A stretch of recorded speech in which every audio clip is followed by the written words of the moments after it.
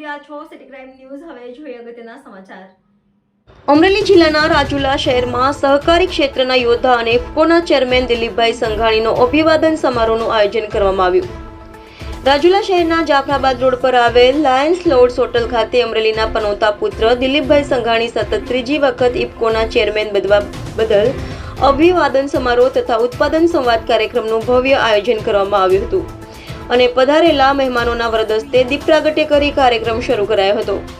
ત્યારબાદ દિલીપભાઈ સંઘાણી સહિત પધારેલા મહેમાનોનું ફુલાર પહેરાવી સ્વાગત કરવામાં આવ્યું હતું. આ કાર્યક્રમમાં દિલીપભાઈ સંઘાણી દ્વારા ખેડૂતો માટેની દેશની સૌથી મોટી સહકારી સંસ્થા ઇફકો વિશેની વિવિધ માહિતીઓ આપવામાં આવી હતી.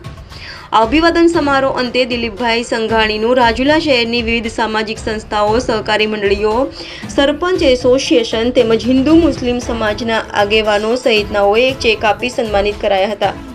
આ સમગ્ર કાર્યક્રમનું આયોજન મનુભાઈ ધાકડા તથા સંજયભાઈ ધાકડા, મહેન્દ્રભાઈ ધાકડા સહિત ટીમ દ્વારા ભારે જહેમત ઉઠાવવામાં આવી હતી. આ તકે ઇફકોના ચેરમેન દિલીપ સંઘાણી, ધારાસભ્ય હીરા સોલંકી, મનીષ સંઘાણી, જિગ્નેશ પટેલ, અમર ડેરી ચેરમેન અશ્વિન સાલિયા, ડોક્ટર ભરત કાનાબાર, હિરેન હિરપરા તેમજ રાજકીય, સામાજિક તથા સહકારી ક્ષેત્રના આગેવાનો સહિત મોટી સંખ્યામાં લોકો ઉપસ્થિત રહ્યા હતા. Reporter Irfan Parmar, city crime news, Rajula.